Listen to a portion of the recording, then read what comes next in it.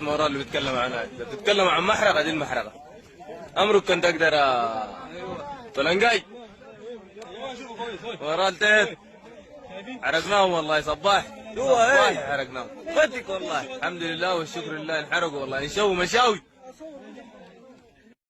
Hey guys, it's me here, Comrade Lavender here, and I'm back with another YouTube video here. Today I wanted to talk about Pure Evil The Sudan Files. Deep dive.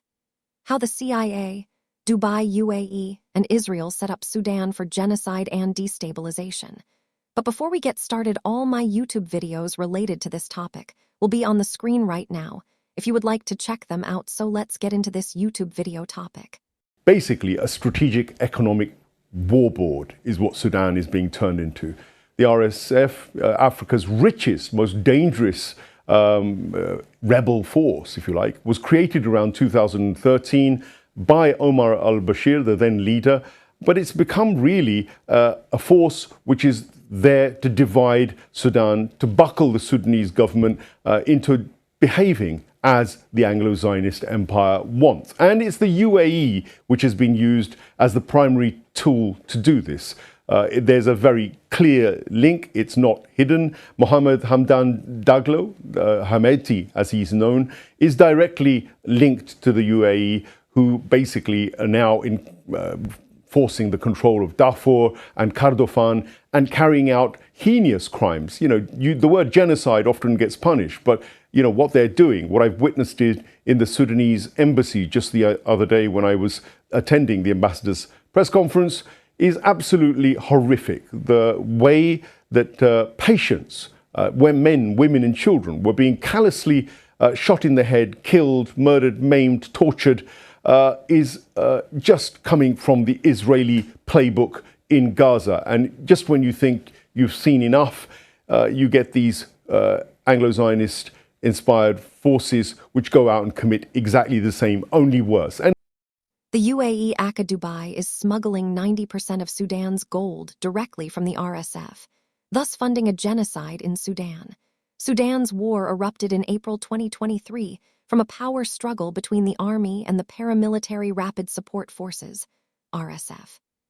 The RSF is widely accused of carrying out a genocidal massacre at Al Fasher in the west of the country. Since October, satellite images have hinted at the scale of the slaughter, with some estimates suggesting up to 68,000 people have already been killed. The RSF, rooted in Darfur's Janjaweed militias, which committed genocide against civilians, mostly women and children, quickly drew in heavy weapons and foreign backing. The conflict has so far killed tens of thousands, displaced over 14 million people, and driven parts of the country into famine. The most recent battle for Darfur has become one of the war's bloodiest chapters. The RSF seized Al Fasher, the army's last stronghold in the region, after weeks of siege and killings so vast that satellite images showed blood-stained streets visible from space. Rights groups warn of ethnic massacres and starvation, echoing the atrocities of Darfur's past. In Geneva, the World Health Organization noted that more than 460 patients and their families were killed in a single hospital attack on October 28. The city's maternity hospital was hit 5 times the same month. As Sudan's war grinds on, its gold keeps glinting on global markets. The profits from the country's blood-soaked trade are still finding buyers, chiefly through the booming gold hub of the United Arab Emirates, which is alleged to back the RSF. The supplier of weapons to the Rapid Support Forces is well known. Unfortunately, it is the United Arab Emirates. The RSF would not be such a potent force without significant financial, military, and logistical support from the United Arab Emirates. In turn, huge quantities of freshly mined Sudanese gold finds its way into the Middle Eastern nation. The jewelry stores of Dubai are awash with African gold.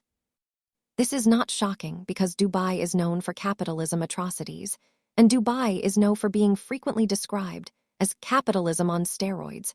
Reports from international organizations and human rights groups have consistently documented significant issues with both forced labor and sex trafficking in Dubai. The construction boom in Dubai has been largely built on the labor of millions of migrant workers, primarily from South and Southeast Asia and Africa. who are often exploited under the restrictive sponsorship system and have their passports taken away. Documented abuses include long working hours in extreme heat, dangerous conditions, and overcrowded, unhygienic living arrangements in labor camps.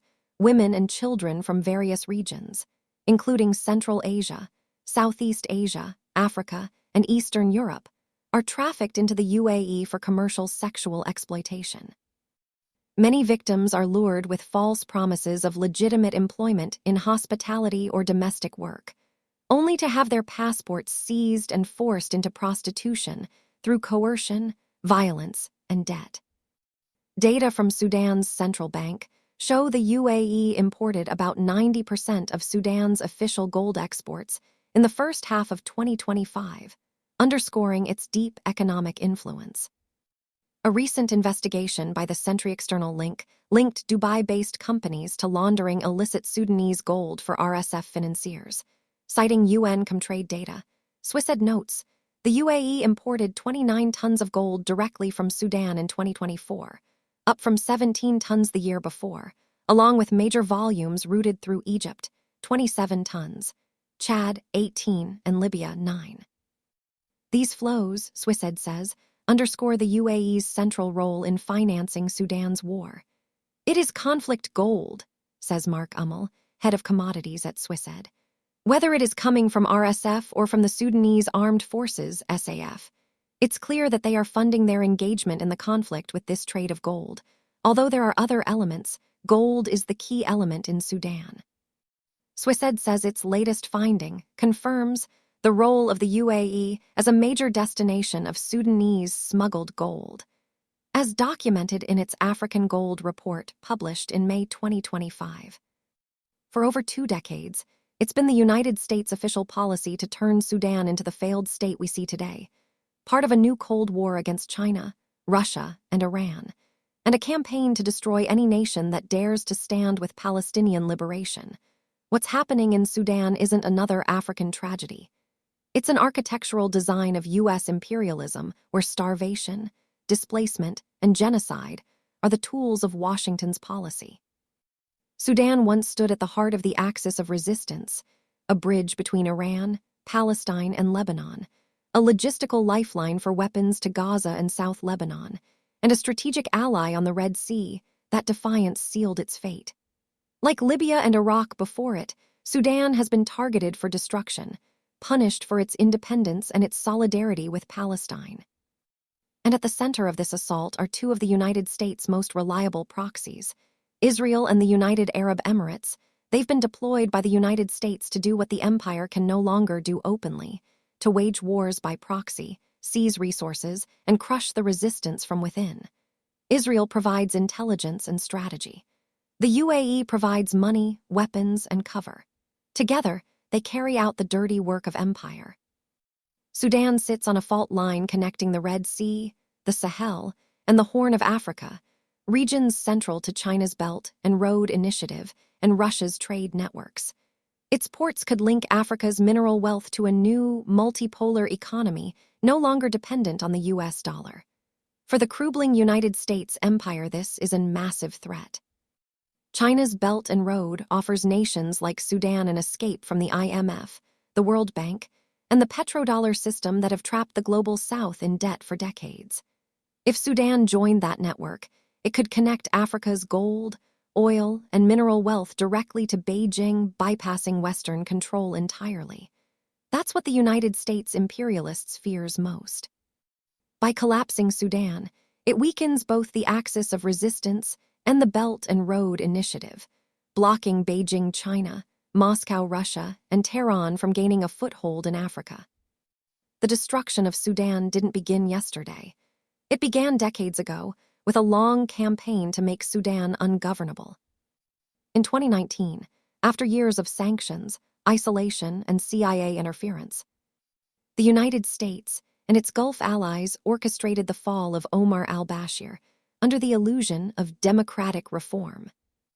In his final years, Bashir tried to win the West's approval. The same fatal mistake Muammar Gaddafi made. Gaddafi famously shook the hands with Tony Blair and agreed to disarm in exchange for political survival. But the empire couldn't allow for Libya to become an independent state, where Gaddafi wanted to create an African gold currency to unite the continent and ditch the US dollar.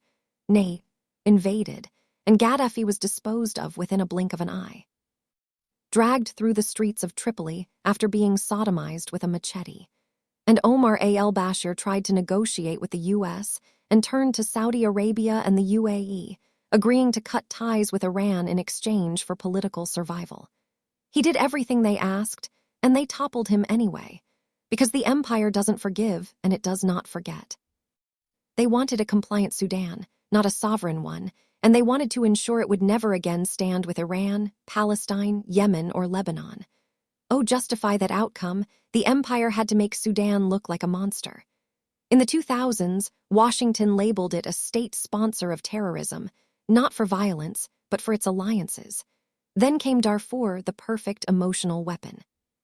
The humanitarian theater that paved the way for NATO's destruction of Libya was first rehearsed in Sudan. Western think tanks, NGOs, and intelligence agencies turned a regional conflict into a global spectacle. Celebrities like George Clooney and Angelina, Jolie became the moral front of an imperial campaign, speaking of genocide and saving Sudan, while US and Israeli intelligence quietly mapped oil fields and gold reserves. As Clooney called for intervention, the CIA armed the proxies. As Jolie pleaded for human rights, Western and Israeli-linked allies backed warlords. Even Jolie has since hinted that celebrity activism can be manipulated to serve Western agendas, turning compassion into consent for war. With Bashir gone, the UAE rose as Washington and Tel Aviv's new enforcer. Once known for skyscrapers and malls, Abu Dhabi became a hub for proxy wars, financing coups, arming militias, and laundering blood gold under the banner of counterterrorism. Through the Abraham Accords, Israel and the UAE fused Emirati money, Israeli intelligence, and Western arms into one war machine, and Sudan became their next laboratory. As Sudan's people starve in the streets, its resources are stripped bare, and the capitalist pig vultures are feeding, Western oil giant Schlumberger returned under the guise of reconstruction. Even as famine spread and cities turned to ash, Sudan's economy was carved up between the RSF and the Sudanese armed forces, who profited off war and smuggling while civilians starved. The famine isn't a byproduct. It's a weapon since 2023. Israel and the UAE have armed and financed the RSF, ensuring their grip on Sudan's gold and ports. Gold flows from Darfur to Dubai, refined and sold worldwide. Once melted, its origins vanish, but not its blood. That wealth cycles through banks, defense contractors, and tech supply chains in Tel Aviv, London, and New York. For Israel, Sudan's collapse is strategic. It weakens Iran's allies, opens African markets, and secures Red Sea routes around Yemen's blockade. While Yemen sacrifices to blockade Israeli ships for Gaza, the UAE and its allies quietly keep Israel's trade alive. It's the same imperial pattern: destabilize, demonize, then divide. Sudan's collapse sends a message to every African and Asian nation daring to work with Beijing or Moscow. Break from the dollar, and we'll break your country. Sudan's suffering isn't collateral damage, it's the cost of resistance. As famine spreads and children die, gold still moves, oil still flows, and the empire still profits.